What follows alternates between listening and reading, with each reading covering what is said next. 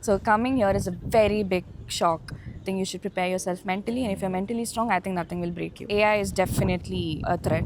It is a threat for my field as well. Think twice. I think a lot before coming, because you're gonna be alone here. You have to be like very responsible. You have to do A to Z. Everything's on you. But since my course, it's actually very diverse. Yeah. I'm the only Indian. Be careful, be Cautious. aware, be cautious. And Yeah.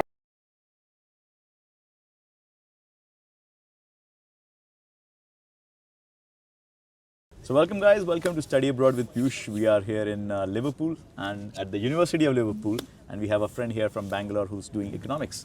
So we're going to be talking to her and understanding why she chose to come here, first of all, and do you think it's still a good choice, and what are your plans for the future? Thanks for giving us the time. Sorry problem. for breaking the conversation with your friend, and just introduce yourself, your name, what were you doing back in India, Okay. and what are you doing here in Liverpool? Okay, so my name is Sridevi and I'm from Bangalore. So basically, I completed my bachelor's in Christ. Okay. Yeah, in Christ, so and from- I worked for a year, and now I just wanted to do my What did you do master's. your bachelor's in? Economics itself. In economics? Yeah. And where did you work in India? I worked for Test Vista. It's a financial firm. Okay. Then I did an internship as well. Oh, all Then I just decided to go abroad. It was always in my mind because I wanted to step out of my house because I was stuck for almost 20 years. So I wanted to get that independent life for a Yes, while and yeah. learn responsibilities. So that's one of the reasons why I stepped out. And specifically UK because it's a little closer to India compared to the US. If you go to Mm-hmm. US, it's kind of far. So if I want to go back home, it's just like 10 hours here. So that's one of the reasons. And yeah, and it's a 1-year course. So it's like a quick thing. So Yeah. I'm just getting masters in 1 year. So I think that's one of the reasons as well. So yeah. And why did you pick Liverpool as a city for mostly, and Christ University, one of the best schools in India? You would think that your first choice would have been like London School of Economics. Correct, right? correct. How come you landed here in Liverpool? Well, yeah, London School of Economics was one of my choices, but London is a very expensive city. So, and I think I'm getting a good degree for a comparatively lesser cost in Liverpool itself. Yeah. So we're just paying. I felt I'm just paying for a brand, which Right. is LSC. So not gonna lie, they might have better professors or better teaching materials, but I felt like it was not worth for me spending so much just for a year. Yeah. And London is also a very expensive city, so keeping that in mind, I felt it's not worth it. So I felt Liverpool is more like a peaceful city, less population, very different. It gives you the kind of peace, and also the university is also equivalently good. So that's So the it was reason more I chose. economical, made a better choice economic. for overall Expenses. living costs as well as the Exactly. tuition Yeah, costs as well. exactly. Yeah. And did you get any scholarships here? Yeah, I got a 50% scholarship. Wow. So I am under the management school, so they offer 50% excellence scholarship. So yeah, that also helped me. So So guys, if you're doing well in undergrad, that doesn't go to waste. You can use that to get 50% scholarship here at University of Liverpool. So that would have made cost gap even bigger. bigger, exactly. Right? Yeah. And of course makes a lot of sense to from an ROI point of view. University of Liverpool is also very good. Yeah. But did you have any other universities when you were considering? Because London is expensive, but there are good schools in other cities too. Yeah, I consider Leeds as well. I consider York as well. They also did offer scholarship of like £6,000. But then the University of Liverpool is the one who actually offered like a good amount of scholarships. Right. So that was like the breaking point. Yeah. Amongst them, like of course, then you were like, you guys love me the most. I'm gonna come to Yeah. you. Yeah. And how did you plan to finance the rest of the fee that you have to pay? Have you taken an education loan, or you're like the family is financing it? Yeah, I'm self-funded. So You're like self-funded. family is funding. I didn't take any loan. Yeah. So you didn't have to take a loan because the scholarship covered for part of it. Yeah, and that was a big point, And you've yeah. also chosen a city which is less expensive. So when we're talking about less expensive, let's also look into what exactly those costs are. So how much is the cost of living for somebody here in Liverpool?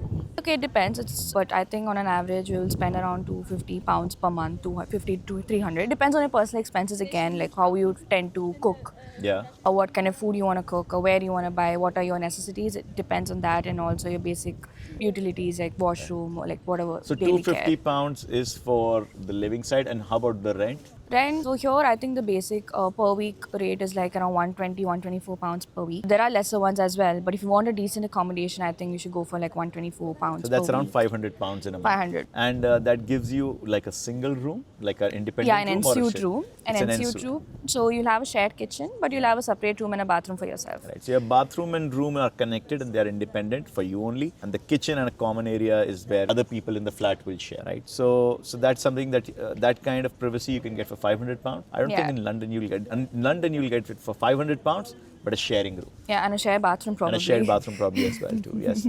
And yesterday night we came here almost around midnight. And we were walking from Lime Street to our hotel. We love to walk, or I don't know, we are miser and we walk a lot to save money. But our friend told us that, be careful in Liverpool. Okay. You can be mugged. I don't know if that is true or not, but tell us your opinion on the safety of this city. Because a lot of parents would be watching this and they're sending their girls to, here. So is this a safe city? Yeah, it is a safe city in my opinion, because personally I never faced any of those. But I've heard stories as well, but I think it's everywhere. It's everywhere. It's just not particular to one city, so it's like everywhere. Are there any areas in and around Liverpool which are like kind of advised, like should not be, ventured into, or you've not heard of anything like any restrictions here as per se? Just be safe, I think. I don't think there's any particular area. Yeah. Because it can happen. If it'll happen anywhere. So I don't think there's any particular there's place. no- But just be careful. Yeah. Be careful, cautious. be aware, be cautious, and Yeah. everything stupid. But yeah, overall, it's a very safe city. Yeah. And have you felt any racism, or you find the people here to be very inviting? I think they're fine. Racism, no. Yeah. And I haven't felt anything over here. They're really nice here. Yeah. They're very open. And we've heard about these protests happening last year in London with What like the- anti-immigration and all of this. Does that bear anything? Do you feel any realms of that here in Liverpool? No, I don't think it has reached here yet. But I won't be surprised it'll come soon. Yeah. Yeah. The Reform Party is doing well everywhere. So Yeah. those are the guys who don't like immigration. But yeah, Yeah. everyone has an entitlement to their viewpoint. And so you are saying no racism, overall quite safe place. So from that aspect, you will advise people to be here in Liverpool. So that there's no issue. Yeah. And so we've understood your cost side and we understood your decision making. But if you had an opportunity to go back to September and choose a different university, now that you have experienced this place, would you choose a different one? I don't think I would. You? I don't think I would. I just wanted, I didn't want a very hustling city. Like London is a very busy, and I just wanted a peaceful environment. I think that'll help you also You've to had enough thrive hustle more. for 20 years. in Yeah, Bangalore. we have had enough hustle. So I wanted a peaceful Yeah. environment. When you're doing masters, you need to have a very peaceful mind. Right. And you can see London's filled with competition, and there's a lot of. So you are able to focus here better and enjoy the life while you're studying here. So no regrets, even if you had a choice, Sridevi would continue to be here at Liverpool. So that's fantastic. That's a very big testimony for University of Liverpool, guys. And are you doing a part-time job, or have you tried looking for one? I have tried, and I'm currently doing a 0-hour contract. So it's like we work for, I'm doing for CSP and ARC. So they provide staffing for LFC or any other matches that have been going around in Liverpool. So I'm currently under them, but we don't have any fixed hours yet. So it depends if I get a match and if I get So a there's an shift event allotted. happening, then they will They'll allot, they'll yeah. allot certain hours. But It's a there 0-hour are- contract, but you've been able to find an opportunity. Yeah. Have you done any gigs with them already? Yeah, I've done one shift with them. It's good. So it depends totally. It's personal choice. If your course is not that demanding, probably you can look for more other part-time jobs which are permanent. Right. Like you can give more time to it. But since my course, I have a lot of assignments and studying, so I did not want a very busy job. So I just looked for a 0-hour contract. Zero contract. Yeah. So you're looking for more flexibility in your part-time, and that's something that also you've been able to find. If I just look at your friends, in your class, is it filled with Indians, or is it No. very international? Since my course, it's actually very diverse. Yeah. I'm the only Indian. Or you're the only Indian? And there's one as well, but she's been brought up in England itself. So And how big is your class? we are around 50 people. 50 people? Yeah, and it's very diverse. We have Wow, different people. in a very popular, very competitive course like economics, one Indian out of 50, that is fantastic. That's like unimaginable. Yeah. And which other countries are the students from? We have the US, we have UK, the locals as well. Yeah. Then we have Vietnam, China, then Africans, and Bangladesh Wow. also. Yeah. So Southeast Asia, US. Yeah, it's like a local- proper mix. Yeah, it's a big mix. So that's fantastic. That's again, I think, something that I've liked really about University of Liverpool. And some of the smaller universities, classes tend to be very, very Indian. And I think Russell Group University, they are not just Russell Group because they're teaching very well, but they're also still able to bring in a lot of diversity into the Correct. class, which I believe is a big, teacher as well. So that's again something very, very interesting. And how do you find that people are able to connect with each other, or do you tend to be in with more Indians only here? Do you get opportunity to mix and work, party, go out with other students from different countries? Yeah, I mean, there are a lot of Indians here as well, but obviously our mindset is that we want to be with our own group. But then since my course is also filled with like a lot of other nationalities, I think that's like already a factor for me to be with them. So I did hang out with them a couple of times. So that is, and also we have other events in our management school like enhancement week and activities. So we can see all other people coming from different courses. So it includes other nationalities as well. So that gives an The opportunity. university also organizes a lot of Yeah, events. exactly. So to that help students automatically mingle. helps you to socialize with others. Awesome, awesome. Yeah. So finally, kind of coming down to the future of your course and your future, what you are planning to do. So you're studying economics. What's your longer term goal here? What do you want to do after uni? And do you see AI coming into that? This whole plan, is it creating a disruption, or is it something that you are championing yourself? So I basically want to do something towards corporate, like analyst basis. My long-term goal would be something working for the World Bank or the IMF, the long shot.